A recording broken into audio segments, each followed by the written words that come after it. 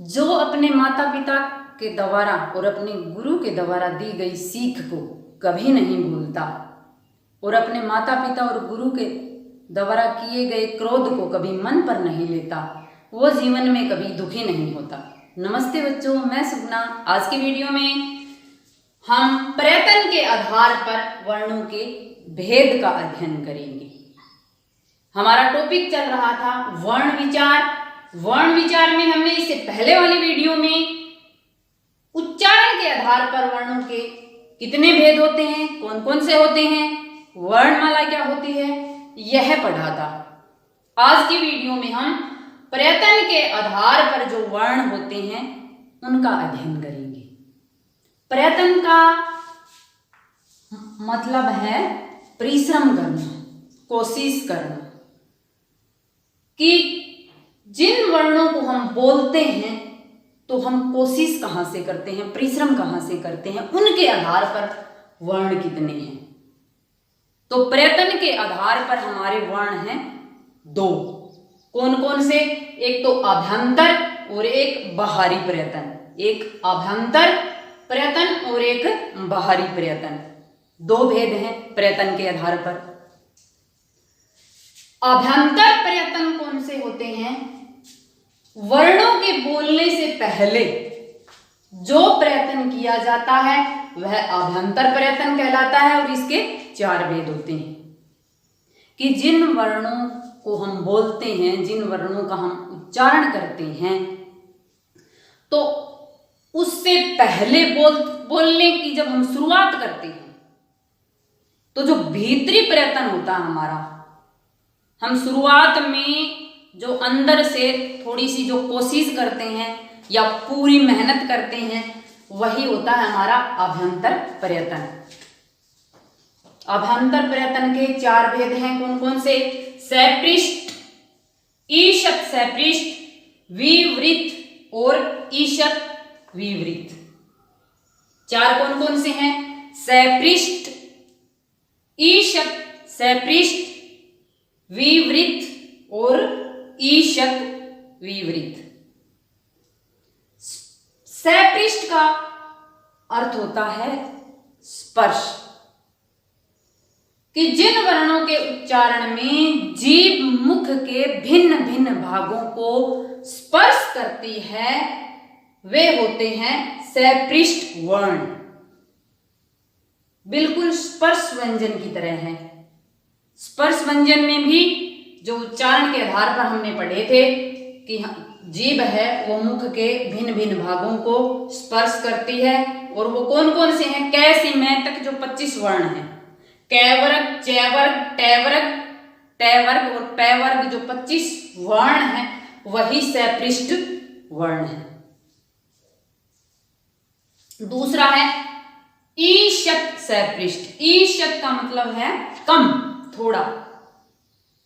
सपृष्ठ स्पर्श करना, यानी कि कम स्पर्श करना, कि जिन वर्णों के उच्चारण में जीभ मुख के जो भिन्न भिन्न भागों को छूती है लेकिन बहुत हल्का, बहुत थोड़ा सा। जिन वर्णों का उच्चारण करते हैं तो उनका उच्चारण करते वक्त जीभ बिल्कुल हल्की सी मुख के भागों को छुएगी, वह होंगे ईशत सपृष्ठ वर्ण। कौन कौन से हैं? ये, रे, ले, व। ये जो चार वर्ण हैं वो हैं ईशत सपृष्ठ वर्ण। तीसरा है विवृत। विवृत क्या होते हैं? विवृत का जो अर्थ है वो क्या है? खुला, विस्तार। विवृत का विस्तार होना, खुला होना। तो जिन वर्णों के उच्चारण में मुख विवर होता है, जिसको हम बोलते हैं गुफा, बिल, यानी कि मुंह के लिए प्रयोग हुआ है, कि खुला रहता है, सभी स्वर विवृत वर्ण कहलाते हैं। कि जिन वर्णों का हम उच्चारण करते हैं तो हमारा मुंह है वो खुला रहता है, वो होते हैं विवृत। विवृत का मतलब खुला, यानी कि जिन वर्णों को हम उच्चारण करेंगे तो हमारा मुख है वो खुला रहेगा। और सभी स्वर हैं, 11 स्वर जो हैं वो हमारे क्या हैं? विवृत वर्ण है, खुला देखो आ ई ऊ, मुंह हमारा खुला रहता है, तो जो सभी वर्ण किस में सम्मिलित हो जाते हैं, विवृत। ईशत विवृत यानी कि कम खुला मुंह, खुला तो रहेगा लेकिन कम रहेगा। वो कौन से वर्ण हैं, जिन वर्णों के उच्चारण में मुख विवर थोड़ा सा खुला रहता है, वो होते हैं हमारे ईशत विवृत। श है ईशत विवृत वर्ण है। जो हमारे तलव्य, मूर्धन्य और दंत्य स है और है वो हमारे हैं ईशत विवृत वर्ण। अब आगे देखें, बाहरी प्रयत्न के आधार पर जो वर्णों के भेद हैं, वो आगे बाहरी प्रयत्न कौन सा प्रयत्न है, सभी वर्णों को बोलते समय अंत में किया गया प्रयत्न बाहरी प्रयत्न कहलाता है। यानी कि जिन वर्णों को हम बोलते हैं, जिन वर्णों का उच्चारण करते हैं, और उच्चारण करते वक्त जिन वर्ण को हम बोल जाते हैं, और अंत में जो परिश्रम होता है, अंत में जो हमारी बोलते वक्त तो जो हमारी कोशिश होती है, उसी के आधार पर भारी प्रयत्न के भेद हैं। वो कितने हैं, 4। यानी कि जब हम वर्णों का उच्चारण करते हैं और अंत में जो हमारा परिश्रम लगता है, उसके आधार पर 4 भेद बताए गए हैं। कौन कौन से हैं, घोष, अघोष, अलप्राण और महाप्राण। घोष, अघोष, अलप्राण, महाप्राण।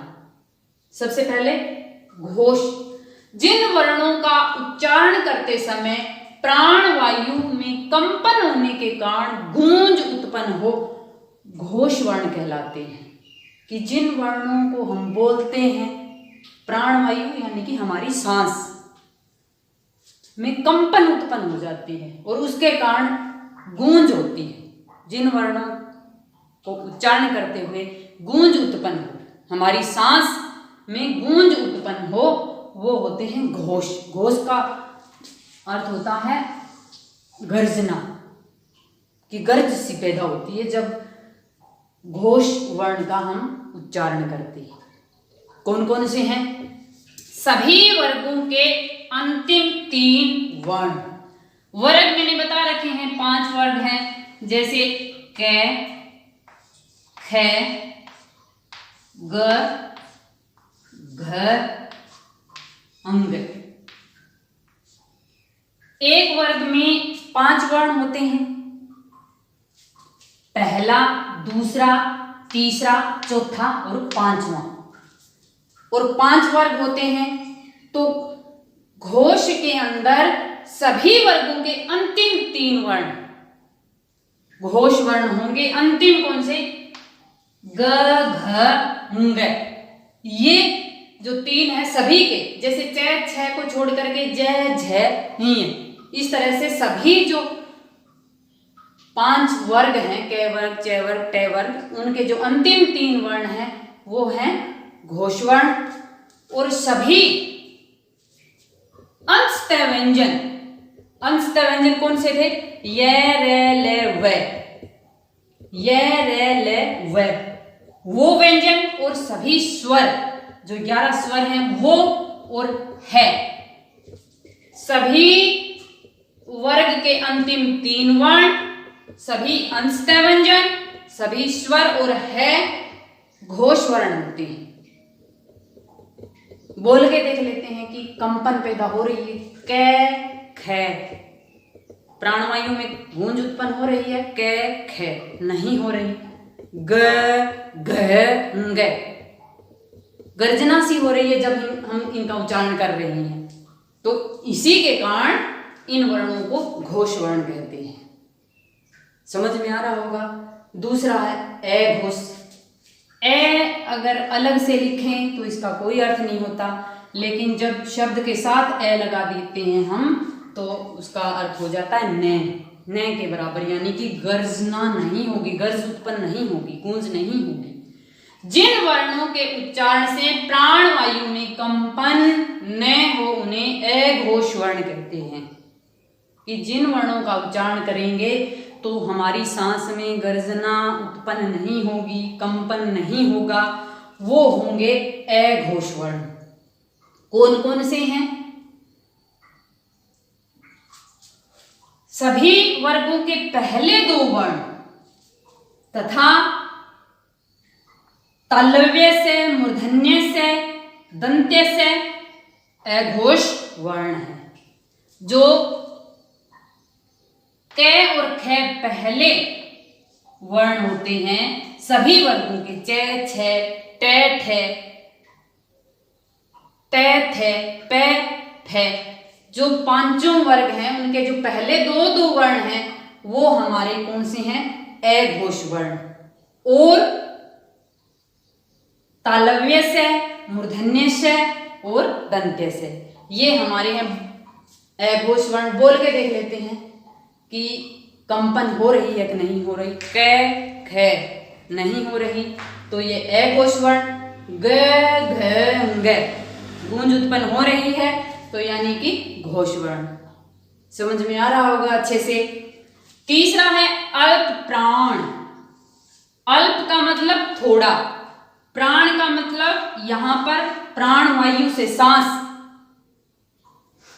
जिन वर्णों के उच्चारण में प्राण वायु कम मात्रा में बाहर निकले वे अल्प प्राण होते हैं।